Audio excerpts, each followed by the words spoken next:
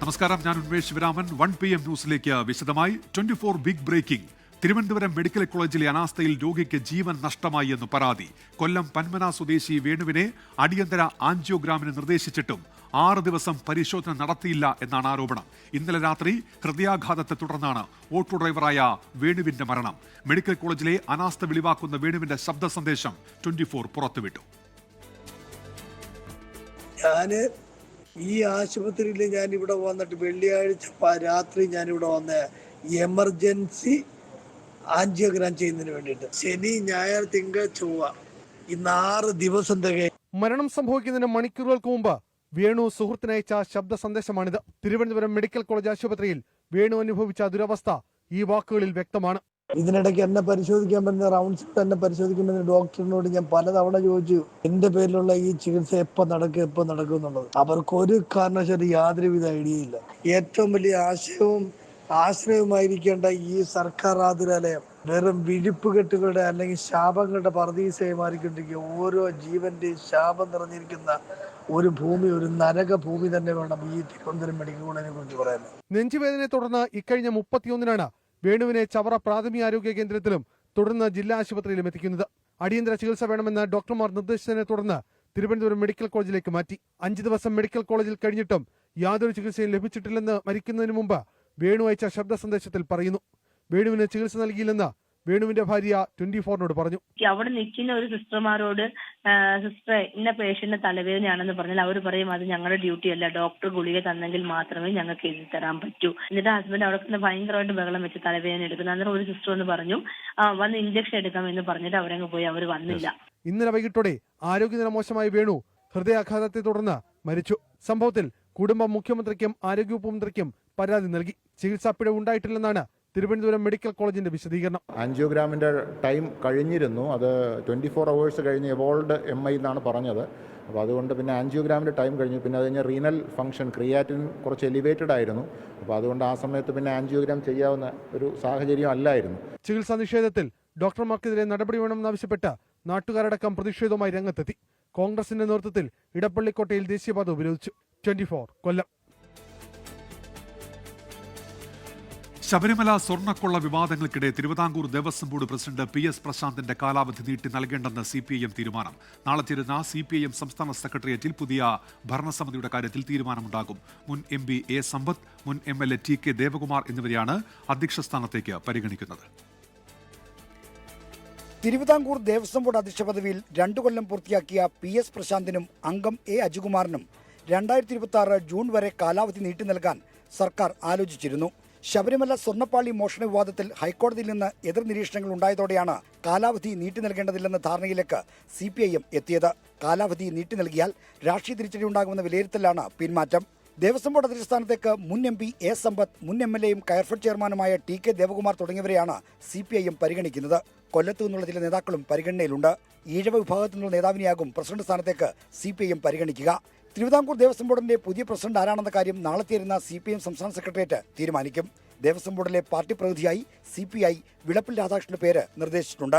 CPI സംസ്ഥാന council അംഗവും ജില്ലാ പഞ്ചായത്ത് മുൻ അംഗവുമാണ് വിളപ്പിൽ രാധാകൃഷ്ണൻ. മന്ത്രിസഭയിലെ ഹിന്ദു മന്ത്രിമാരും നിയമസഭയിലെ ഹിന്ദു MLAമാരുമാണ് ദേവസ്വം ബോർഡ് അംഗങ്ങളെ തെരഞ്ഞെടുക്കേണ്ടത്. G സുധാകരൻ ദേവസ്വം മന്ത്രിയായിരുന്ന കാലത്താണ് തിരുവിതാംകൂർ ദേവസ്വം ബോർഡിന്റെ കാലാവധി നിയമഭേദഗതിയിലൂടെ 2 വർഷമായി കുറച്ചത്. അന്നത്തെ നിയമഭേദഗതി ഓർഡിനൻസ് കൊണ്ടുവന്ന് തിരുത്തി PS പ്രശാന്തിന് കാലാവധി നീട്ടി നൽകാനായിരുന്നു നീക്കം. ശബരിമല സ്വർണ്ണപ്പാളി വിവാദത്തിൽ പ്രതിക്കൂട്ടിലായതോടെ ആ വഴി അടയുകയാണുണ്ടായത്. 24 തിരുവനന്തപുരം. ശബരിമല സ്വർണ്ണക്കൊള്ള കേസിൽ ദേവസ്വം ഭാരവാഹികളെ കേന്ദ്രീകരിച്ച് SIT അന്വേഷണം ആരംഭിച്ചു. ഇന്നലെ കോടതി നൽകിയ നിർദ്ദേശത്തിന്റെ അടിസ്ഥാനത്തിലാണ് നീക്കം. പ്രത്യേക സംഘത്തിന്റെ മേൽനോട്ട ചുമതലയുള്ള ക്രമസമാധാന വിഭാഗം ADGP H വെങ്കടേഷിന്റെ നേതൃത്വത്തിൽ ഇന്ന് തിരുവനന്തപുരത്ത് യോഗം ചേർന്നു. 2019 ദേവസ്വം പ്രസിഡന്റ് A പത്മകുമാർ ഉൾപ്പെടെയുള്ളവരെ ചോദ്യം ചെയ്യാനാണ് നീക്കം. N വാസുവിനെ വീണ്ടും ചോദ്യം ചെയ്യാനും തീരുമാനിച്ചിട്ടുണ്ട്. നിലവിലെ ദേവസ്വം പ്രസിഡന്റ് PS പ്രശാന്തിന്റെയും മൊഴിയെടുക്കും. ഉണ്ണികൃഷ്ണൻ പോറ്റിയുമായി പമ്പയിൽ തെളിവെടുപ്പ് നടത്താനും ആലോചനയുണ്ട്.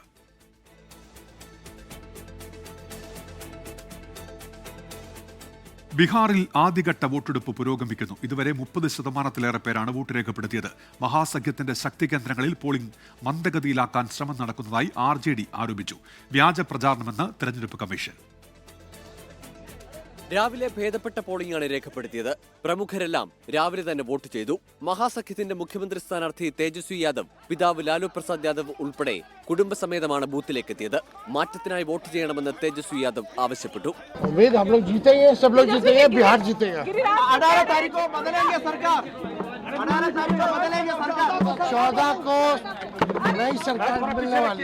മക്കളായ തേജസ്വിയും തേജ് പ്രതാപും ഇപ്പോൾ ഒരുമിച്ചല്ലെങ്കിലും രണ്ടുപേർക്കും അമ്മ എന്ന നിലയിൽ വിജയാശംസകൾ നേരുന്നതായി റാബ്രി ദേവി പറഞ്ഞു. നിതീഷ് കുമാർ, നിലവിലെ ഉപമുഖ്യമന്ത്രി സാമ്രാജ് ചൌധരി അടക്കമുള്ളവരും വോട്ട് രേഖപ്പെടുത്തി.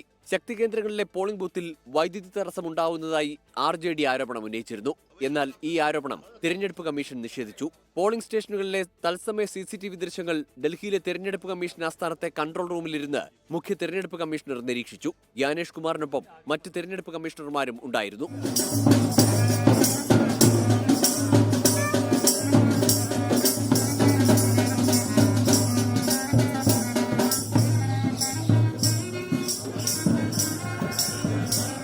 രാജ്യത്തെ തിരഞ്ഞെടുപ്പ് പ്രക്രിയ നേരിട്ട് മനസ്സിലാക്കാൻ വിദേശ രാജ്യങ്ങളുടെ തിരഞ്ഞെടുപ്പ് കമ്മീഷൻ പ്രതിനിധികൾ ബൂത്തുകളിൽ സന്ദർശനം നടത്തി. Malaysia, Indonesia, Colombia, France, Belgium തുടങ്ങിയ രാജ്യങ്ങളിലെ തിരഞ്ഞെടുപ്പ് ചുമതലയുള്ള പ്രതിനിധികളാണ് എത്തിയത്. 18 ജില്ലകളിലായി 121 മണ്ഡലങ്ങളിലേക്കാണ് ഇന്ന് ജനം വിധിയെഴുതുന്നത്. 24 ബീഹാർ. ലോക്സഭാ പ്രതിപക്ഷ നേതാവ് രാഹുൽ ഗാന്ധിയുടെ വോട്ട് കൊള്ള ആരോപണത്തിൽ പ്രതികരണവുമായി സ്വീറ്റി എന്നു പേരുള്ള ഹരിയാന വോട്ടർ. തന്റെ ഫോട്ടോ മാറിയെങ്കിലും മറ്റ് വിവരങ്ങൾ തന്റേതെന്ന് വിശദീകരണം. വോട്ടർ പട്ടികയിലെ ചിത്രം തന്റേതെന്ന് ബ്രസീലിയൻ മോഡലായ ലറിസ്റ്റ സ്ഥിരീകരിച്ചു. Is she from Haryana? You sure? You're absolutely sure she's not from Haryana? Okay, but she votes 22 times in Haryana. And she votes in 10 different booths in Haryana. She's got multiple names. Now what's interesting about this and why I'm opening with this slide. ഹരിയാനയിൽ Brazilian മോഡലിന്റെ ചിത്രം ഉപയോഗിച്ച് പല പേരുകളിൽ vote ചെയ്തെന്നായിരുന്നു Rahul ഗാന്ധിയുടെ ആരോപണം. ഇതിൽ ഒരു പേരാണ് സ്വീറ്റി. ഫോട്ടോ മാറിയത് എങ്ങനെയെന്ന് അറിയില്ലെന്നും എന്നാൽ മറ്റു വിവരങ്ങൾ ശരിയുമെന്ന് വോട്ടറായ സ്വീറ്റി പറയുന്നു. ഇന്ത്യയിൽ ചർച്ചയായതോടെ സംഭവത്തിൽ പ്രതികരണവുമായി ബ്രസീലിയൻ മോഡൽ ലാറിസ്റ്റ ഇൻസ്റ്റഗ്രാമിൽ പ്രതികരണവുമായി എത്തി. ഇതെന്ത് ഭ്രാന്തെന്നും തന്റെ ഫോട്ടോ ഉപയോഗിച്ചത് ഞെട്ടിച്ചെന്നുമാണ് പ്രതികരണം. Não, vou contar fofoca. Gente, estão usando uma foto minha, antiga. A foto é velha, tá? Ó, tava novinha na foto, devia ter uns 20 anos, 18 anos. Haryana വോട്ടുകൊള്ള ആരോപണത്തിൽ തെരഞ്ഞെടുപ്പ് കമ്മീഷന്റെ പ്രതികരണം ഉടനുണ്ടാകും. വിശദാംശങ്ങൾ പരിശോധിച്ച ശേഷം കൃത്യമായ വിശദീകരണം ഉണ്ടാകുമെന്നാണ് വിവരം. വോട്ടർ ഡാറ്റയിലെ ഇരട്ടിപ്പ് പരിശോധിക്കുന്ന സോഫ്റ്റ്വെയർ 2002 ശേഷം ഉപയോഗിച്ചിട്ടില്ലെന്നാണ് കേന്ദ്ര തെരഞ്ഞെടുപ്പ് കമ്മീഷൻ വൃത്തങ്ങൾ നൽകുന്ന സൂചന. രാഹുൽ ഗാന്ധിയുടെ ആരോപണങ്ങൾ അടിസ്ഥാനരഹിതമെന്നാണ് ഹരിയാന മുഖ്യമന്ത്രി നയാബ് സിംഗ് സൈനിയുടെ പ്രതികരണം. 24 ഡൽഹി. പ്രധാനപ്പെട്ട ഒരു വാർത്ത വരുന്നത് തിരുവല്ല കവിതാ കൊലക്കേസിൽ പ്രതിക്ക് ജീവപര്യന്തം ശിക്ഷ എന്നുള്ള വാർത്ത വരുന്നു. 5 ലക്ഷം രൂപ പിഴയും ചുമത്തിയിട്ടുണ്ട് കോടതി. ഈ പിഴത്തുക കവിതയുടെ മാതാപിതാക്കൾക്ക് നൽകണം. പ്രതി അജിൻ റജി മാത്യു കുറ്റക്കാരനാണെന്ന് കോടതി കഴിഞ്ഞ ദിവസം കണ്ടെത്തിയതാണ്. ഇപ്പോൾ ശിക്ഷ വിധിച്ചിരിക്കുന്നു. പ്രതിക്ക് ജീവപര്യന്തം. ഹരിയാനയിൽ വോട്ടർ പട്ടികയിൽ ബ്രസീലിയൻ മോഡലിന്റെ ചിത്രമുള്ള വോട്ടറെ 24 സംഘം കണ്ടെത്തി. ഹരിയാനയിലെ സോനിപത് ജില്ലയിലെ ബൊറോട്ട ഗ്രാവിലെ പൂനം എന്ന സ്ത്രീയുടെ കുടുംബവുമായി 24 പ്രതിനിധി അജീഷ് ജയകുമാർ സംസാരിച്ചു. തന്റെ വോട്ട് മറ്റാരെങ്കിലും ചെയ്തതാകാമെന്നാണ് പൂനത്തിന്റെ പ്രതികരണം. आपने नहीं डाला था वोट? तो 13-14 साल में अभी आपने अभी तक वोट नहीं डाला? क्यों डालते नहीं है? हम तो उधर ही डालते हैं। वोट डालते ही नहीं हो आप? डालते हैं, क्यों नहीं डालते? नहीं, आपने जो आप कह रहे हो ना कि लास्ट ईयर जो पिछले साल जो वो इलेक्शन हुआ था आपने उसमें नहीं डाला? हाँ, सिर्फ उसमें नहीं डाला, उससे पहले वाले में वोट में? उसमें तो पहले डाला करे थे। अच्छा, और जो आपके नाम पे आपके सारी चीज एड्रेस पे सारी चीजों जो है अभी वोट डाला हुआ है कह रहे हैं, और अब सिर्फ फोटो चेंज है उसमें, तो क्या ये बात सच है? उसमें एड्रेस सब कुछ मेरा नाम चल रहा है। हाँ। उसमें फोटो और किसी का लग रहा है। വിശദാംശങ്ങളുമായി ഇപ്പോൾ ഈ ഗ്രാമത്തിൽ നിന്ന് അജീഷ് ജയകുമാർ ചേരുന്നുണ്ട്. അജീഷ്, എന്തൊക്കെയാണ് അന്വേഷണത്തിൽ ബോധ്യമായ കാര്യങ്ങൾ? അജീഷ്, ഉന്മേഷ്, നമ്മളിപ്പോൾ കേട്ട ശബ്ദം അത് പൂനം എന്ന സ്ത്രീയുടേതാണ്. അവർ പറയുന്നത് കഴിഞ്ഞ തെരഞ്ഞെടുപ്പിൽ താൻ വോട്ട് ചെയ്തിട്ടില്ല, പക്ഷേ ഈ പട്ടികയിലുള്ള ആ പേരും മറ്റു വിവരങ്ങളെല്ലാം തന്റേത് തന്നെയാണ്, ചിത്രം മാത്രമാണ് മാറിയിരിക്കുന്നത്. ഞാനിപ്പോൾ നിൽക്കുന്നത് അതേ ഗ്രാമത്തിൽ തന്നെയാണ്. സോനിപ്പത്ത് ജില്ലയിലെ റായ് എന്ന നിയമസഭാ മണ്ഡലത്തിലുള്ള പൊറോട്ടാഗാവ് എന്ന് പറയുന്ന ഈ ഗ്രാമത്തിലാണ് ഞാനിപ്പോൾ ഉള്ളത്. അവിടുത്തെ മറ്റൊരു ഈ രാഹുൽ ഗാന്ധി പുറത്തുവിട്ട വോട്ടർ പട്ടികയിലുള്ള ആ ഗ്രാമത്തിലെ മറ്റൊരു സ്ത്രീയുടെ വീട്ടിലാണ് ഞാൻ നിൽക്കുന്നത്. അത് ബിമല ദേവി എന്നാണ് രാഹുൽ ഗാന്ധി പുറത്തുവിട്ട, ബിമല എന്നാണ് ആ പട്ടികയിലുള്ള പേര്. ആ സ്ത്രീയുടെ വീട്ടിലാണ് ഞാനിപ്പോൾ ഉള്ളത്. ഇതാണ് ഞാൻ ദൃശ്യങ്ങളിൽ കാണുന്ന, ഇതാണ് ബിമല എന്ന് പറയുന്നത്. അവരുടെ മകനാണ്. ഈ പട്ടികയിലുള്ള ആളുടെ ഫോട്ടോ പക്ഷേ ഫോട്ടോ മാത്രമാണ് മാറ്റം. ഇതിൽ 56 വയസ്സ് എന്നാണ് കൊടുത്തിരിക്കുന്നത്. നമ്മൾക്ക് അവരോട് തന്നെ ചോദിച്ചു നോക്കാം. ഈ പെഹലെ ചുനാവ് ആപ് വോട്ട് കിയാ था? हाँ जी कराया था। किया दिया? हाँ किया गया। आपका वोटर आईडी क्या है? Voter ID card. ഇതാണ് ഈ ബിമലാദേവിയുടെ വോട്ടർ ഐ ഡി. ഇതാണ് ഇതിൽ ഫോട്ടോ നമുക്ക് കാണുന്നല്ലോ. ഇതാണ് ഫോട്ടോ. ഈ വോട്ടർ ഐ ഡിയുടെ ഫോട്ടോ സെയിം ആണ്. പക്ഷേ ഇതിൽ സീരിയൽ നമ്പർ ISZ 1036623 എന്നാണ്. പക്ഷേ രാഹുൽ ഗാന്ധി പുറത്തുവിട്ട ഈ പട്ടികയിലുള്ള അതിലെ സീരിയൽ നമ്പറും ഫോട്ടോയും വ്യത്യാസമുണ്ട്. അവർ പറയുന്നത് കഴിഞ്ഞ തെരഞ്ഞെടുപ്പിൽ അവർ വോട്ട് ചെയ്തു എന്ന് തന്നെയാണ്. ബിമലാദേവി തന്നെയാണ് നേരിട്ട് വോട്ട് ചെയ്തത്. അതിലുള്ള മറ്റു പേരുകൾ, ഭർത്താവിന്റെ പേര് രമേശ് എന്നാണ്. രമേശാണ് ഇപ്പോൾ ഈ നിൽക്കുന്നത്. വീടും ഗ്രാമവും എല്ലാം ശരി തന്നെയാണ്. അപ്പോൾ ആ വോട്ട് കൊള്ള നടന്നിട്ടുണ്ട് എന്ന് പറയുന്ന ആരോപണം തെറ്റാണ് എന്നാണ് നമ്മൾ ഇവിടെ വന്ന് നമ്മൾ ആ 3 പേരുടെ വിവരങ്ങൾ അന്വേഷിച്ചപ്പോൾ മനസ്സിലായത്. ഈ ഇവിടുത്തെ ഒരു ഗ്രാമപ്രധാനോട് നമ്മൾ സംസാരിച്ചിരുന്നു. ഈ ഗ്രാമത്തിൽ ആ പട്ടികയിലുള്ള 3 പേരുണ്ട്. ഒരു അഞ്ജു എന്ന് പറയുന്ന ആ സ്ത്രീയും ഇതേ ഗ്രാമത്തിൽ തന്നെയാണുള്ളത്. എന്തായാലും ഈ പൂനത്തിനോട് സംസാരിച്ചപ്പോൾ അവർ കഴിഞ്ഞ തെരഞ്ഞെടുപ്പിൽ വോട്ട് ചെയ്തിട്ടില്ല എന്ന് പറയുന്നു. എന്തായാലും മറ്റാരെങ്കിലും വോട്ട് ചെയ്തിട്ടുണ്ടോ എന്ന് നമുക്ക് ഉറപ്പുമില്ല. വോട്ട് ചെയ്തിട്ടുണ്ടെങ്കിൽ മാത്രമേ അത് കള്ള വോട്ട് ആവുകയുള്ളൂ. എന്തായാലും അത് ഉറപ്പില്ലാത്ത കാലത്തോളം നമുക്കത് കള്ള വോട്ടെന്ന് നടന്നിട്ടുണ്ട് എന്ന് നമുക്ക് പറയാൻ സാധിക്കില്ല. എന്തായാലും ഈ ഫോട്ടോയിൽ പിശകുണ്ട് എന്ന് നമുക്ക് ബോധ്യമായിട്ടുണ്ട്. എന്നാൽ ആ പട്ടികയിൽ ഉള്ള പേരുകൾ, അങ്ങനത്തെ ആളുകൾ യഥാർത്ഥത്തിൽ ജീവിച്ചിരിപ്പുണ്ട് എന്ന് നമ്മുടെ അന്വേഷണത്തിൽ വ്യക്തമായി. ഉന്മേഷ്. ശരി, അജീഷ് ജയകുമാറാണ് വിവരങ്ങൾ നൽകിയത്. അർഹരായ വോട്ടേഴ്സിനെ വ്യാപകമായി പട്ടികയിൽ നിന്ന് വെട്ടിമാറ്റിയെന്ന് തെളിയിക്കാൻ പ്രതിപക്ഷ നേതാവ് രാഹുൽ ഗാന്ധി കഴിഞ്ഞ ദിവസം പറഞ്ഞ ബീഹാറിലെ ഗ്രാമമാണ് ജമുയി ജില്ലയിലെ ധരംപൂർ. 180-ലേറെ പേരെ വോട്ടർ പട്ടികയിൽ നിന്ന് വെട്ടിമാറ്റിയെന്ന് ഗ്രാമത്തിൽ നിന്നെത്തിയവർ രാഹുൽ ഗാന്ധിയുടെ വാർത്താ സമ്മേളനത്തിൽ തന്നെ പറഞ്ഞിരുന്നു. ഇക്കാര്യത്തിൽ എന്താണ് യാഥാർത്ഥ്യമെന്ന് നോക്കാം. ഗ്രാമത്തിൽ നിന്ന് 24 വാർത്താ സംഘം തയ്യാറാക്കി റിപ്പോർട്ടിലേക്ക്. We have some examples from Bihar where again this is an example just from one village where voters have been deleted. We've invited them to come and talk to you.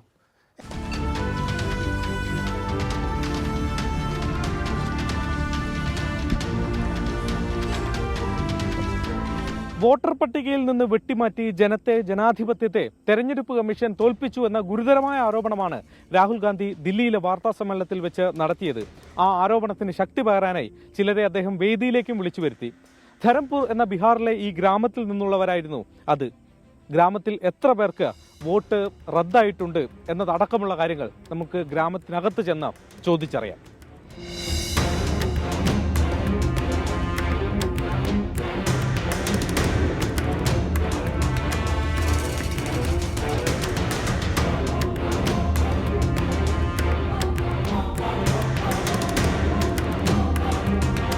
Vote है जी, काटा नहीं? नहीं तो मेरा अम्मी का काटा। अम्मी का वोट काटा? जी। अम्मी लोकसभा का टाइम पे दिया वोट? जी दिया था। जी। ये फॉर्म सब भर के दिया था? जी। इसके लिए? जी। फिर भी काटा? फिर भी काटा। 3 बार मैं जमा किया स्कूल में जाके। अच्छा। फिर भी नाम नहीं आया। यहाँ टोटल लगभग 187 लोगों का नाम कटा है। 187 जबकि 2 बार डॉक्यूमेंट्स दिया गया। 1 नहीं 2 नहीं 3 डॉक्यूमेंट्स सब दिया गया, उसके बाद भी काटा गया। फैमिली में कितने जन है? 4 को। 4 का भी काटा? 4 का कट गया। 2 जन का काटा? हाँ। घर पे? हाँ। वो लोग लोकसभा के टाइम पे वोट दिया था? हाँ।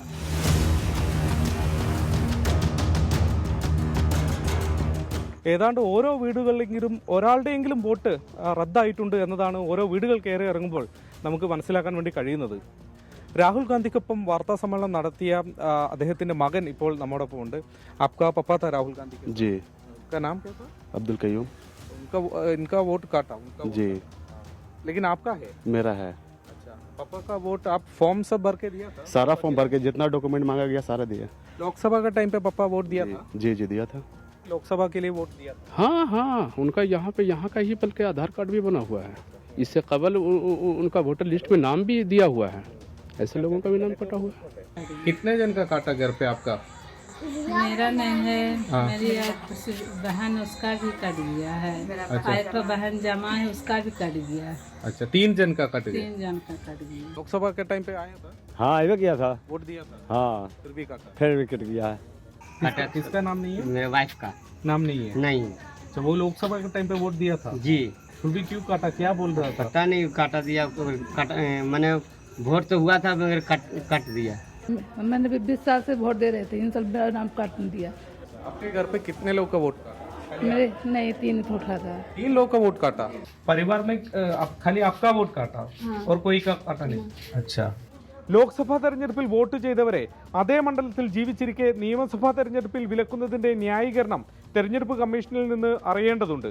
ബോധപൂർവമായി വെട്ടിനിരത്തി എന്നതാണ് നാട്ടുകാരുടെ വാദം. ധരംപൂരിലേത് ഒറ്റപ്പെട്ട സംഭവമല്ല എന്നതാണ് പ്രതിപക്ഷം ഉന്നയിക്കുന്നത്. തീവ്ര വോട്ടർ പട്ടിക പരിഷ്കരണത്തിന്റെ പേരിൽ ബീഹാറിൽ വൻ വെട്ടിനിരത്തൽ നടന്നതായുള്ള ആരോപണം ഇനിയും കടുക്കും. ബീഹാറിൽ നിന്നും വരുൺ വടശ്ശേരിക്കൊപ്പം ശ്രീനാഥ് ചന്ദ്രൻ, 24.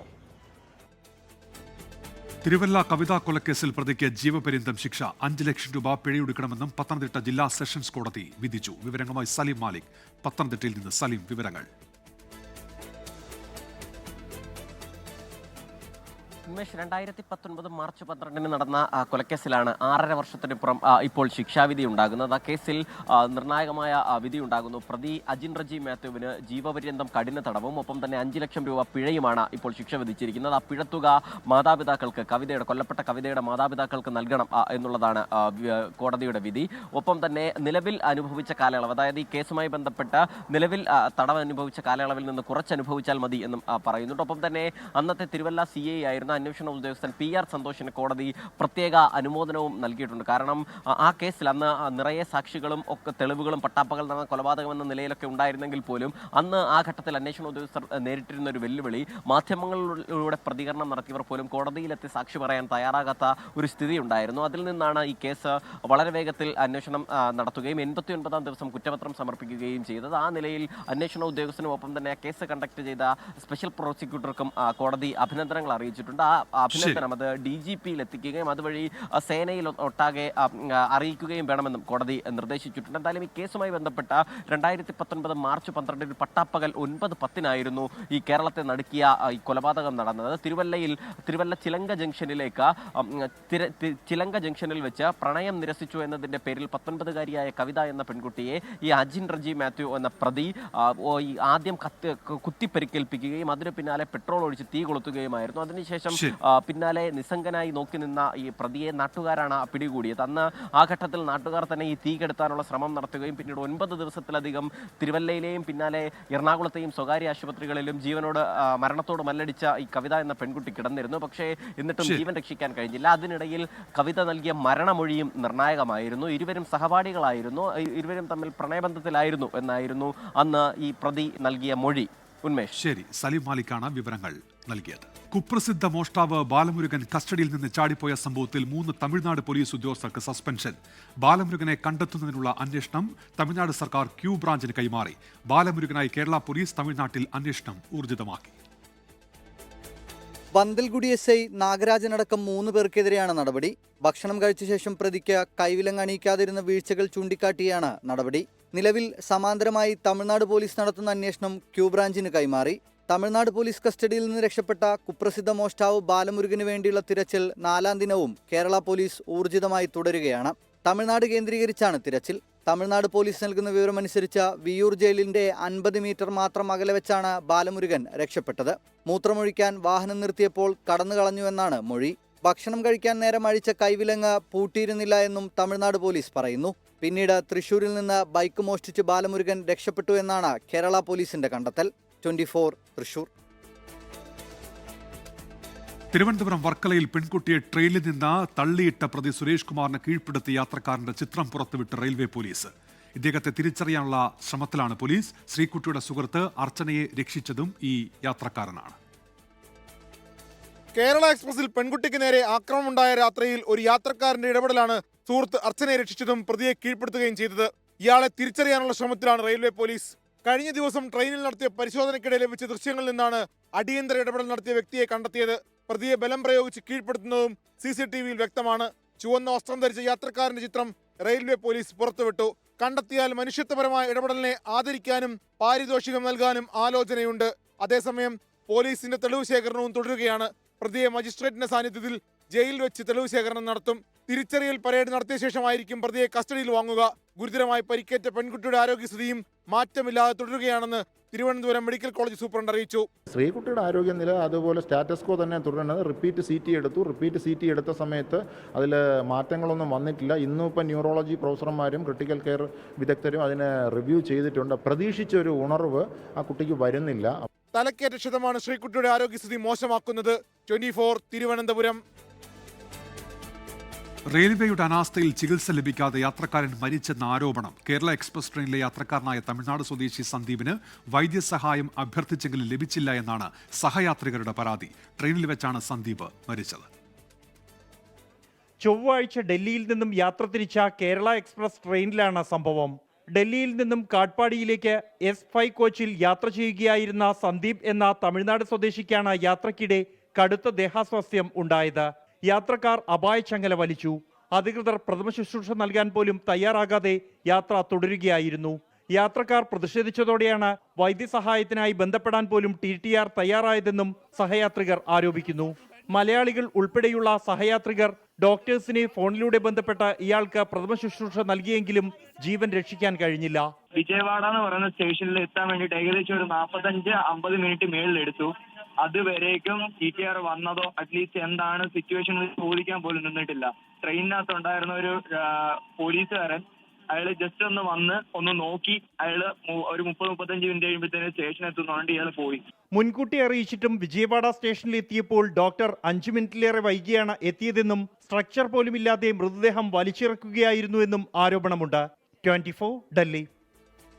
ഇപ്പോൾ CPIയുമായി ബന്ധപ്പെട്ട ഒരു വാർത്ത വരുന്നുണ്ട്. തിരുവനന്തപുരത്ത് നഗരസഭയിലേക്ക് 3 ഏരിയ സെക്രട്ടറിമാരെ മത്സരിപ്പിക്കാൻ CPIM Vilappil area secretary RP Sivaji, Vanchoor area secretary K Sreekumar, Palayam area secretary Vanchoor P Babu എന്നിവർക്ക് മത്സരിക്കാൻ അനുമതി. 75 വാർഡുകളിൽ CPIM മത്സരിക്കും, 17ഇടത്ത് CPIയും. അമേരിക്കൻ പ്രസിഡന്റ് ഡൊണാൾഡ് ട്രംപിന്റെ അധികം തീരുവ പ്രഖ്യാപനത്തിൽ നിർണായക ഇടപെടലുമായി US സുപ്രീം കോടതി. പ്രഖ്യാപനത്തിൽ ഡൊണാൾഡ് ട്രംപ് അധികാരം ഉപയോഗിച്ചു എന്ന് സംശയമുണ്ടെന്നാണ് കോടതിയുടെ നിരീക്ഷണം. രാജ്യതാൽപര്യം സംരക്ഷിക്കാനും അമേരിക്കയുടെ സാമ്പത്തിക രംഗം തകർച്ചയിലേക്ക് പോകാതിരിക്കാനുമാണ് വിവിധ രാജ്യങ്ങൾക്കുമേൽ അധിക തീരുവ ഏർപ്പെടുത്തിയതെന്നായിരുന്നു ട്രംപിന്റെ വാദം. എന്നാൽ തീരുവ പ്രഖ്യാപിച്ച ട്രംപിന്റെ അധികാരത്തിൽ സംശയമുണ്ടെന്നാണ് കോടതി നിരീക്ഷണം. ട്രംപിന്റെ തീരുവകൾ ചട്ടവിരുദ്ധമാണെന്ന് US court of international trade വിധിച്ചിരുന്നു. തീരുവ ചട്ടവിരുദ്ധമാണെന്ന് സുപ്രീം കോടതി വിധിച്ചാൽ ഇതുവരെ പിരിച്ച പകരം തീരുവ മുഴുവൻ ട്രംപ് ഭരണകൂടം തിരിച്ചു കൊടുക്കേണ്ടിവരും. ഇന്ത്യ ഉൾപ്പെടെയുള്ള ലോകരാജ്യങ്ങൾക്ക് വിധി നിർണായകമാണ്. കുടിയേറ്റ നിയമങ്ങൾ ശക്തമാക്കൽ, ഫെഡറൽ ഏജൻസി ഉദ്യോഗസ്ഥരെ പിരിച്ചുവിടൽ, സൈന്യത്തിൽ ട്രാൻസ്ജെൻഡർ നിയമന നിയന്ത്രണം തുടങ്ങി നിർണായക തീരുമാനങ്ങളിൽ ട്രംപിനെ പിന്തുണച്ച കോടതി താരിഫ് വിഷയത്തിൽ മറിച്ചൊരു തീരുമാനമെടുത്താൽ ട്രംപ് ഭരണകൂടത്തിന് കനത്ത തിരിച്ചടിയാകും. International desk 24. 1ാം വാർഷിക തിളക്കത്തിൽ ആലുവ വാലറ്റ് ജ്വല്ലറി. ആഘോഷങ്ങൾക്ക് കേരളപ്പിറവി ദിനമായ നവംബർ 1-ന് ആലുവ വാലറ്റ് ജ്വല്ലറിയിൽ വെച്ച് തിരിതെളിഞ്ഞു. വാർഷികത്തോടനുബന്ധിച്ച് സ്വർണ്ണാഭരണങ്ങൾക്ക് നിരവധി ഓഫറുകളാണ് ഒരുക്കിയിരിക്കുന്നത്. വരുന്നാളുകളിൽ വാലറ്റ് ജ്വല്ലറിയുടെ പ്രവർത്തനം തമിഴ്നാട്ടിലേക്കും വ്യാപിപ്പിക്കാനാണ് പദ്ധതി. വാർഷികത്തോടനുബന്ധിച്ച് നടന്ന ചടങ്ങിൽ വാലറ്റ് ജ്വല്ലേഴ്സ് ചെയർമാനും MDയുമായ ജോർജ് ജോൺ വാലറ്റ്, ഡയറക്ടേഴ്സായ Bibiana John, Jolly CM, Praveen Babu, Valatt jewellers general manager Lijo Johny, Valatt jewellers showroom manager Sivaprasad തുടങ്ങിയവർ പങ്കെടുത്തു. Aluva municipality chairman MO John, Aluva municipality മുൻ vice chairman VP George, municipality vice chairperson Saiji Jolly തുടങ്ങിയവരും വാലറ്റ് കസ്റ്റമേഴ്സും ആശംസകൾ അറിയിച്ചു. ഓസ്ട്രേലിയക്കെതിരായ 4ാം T20യിൽ ഇന്ത്യക്ക് ബാറ്റിംഗ്. ടോസ് നേടിയ ഓസ്ട്രേലിയ ബൌളിംഗ് തിരഞ്ഞെടുത്തു. ഇന്ത്യൻ ടീമിൽ മാറ്റമില്ല. മലയാളി താരം സഞ്ജു സാംസൺ ബെഞ്ചിൽ തന്നെയാണ്. 5 മത്സര പരമ്പര 1-1 എന്ന നിലയിലാണ്. ഇന്ന് ജയിക്കുന്നവർക്ക് പരമ്പര നഷ്ടമാകില്ലെന്ന് ഉറപ്പിക്കാം.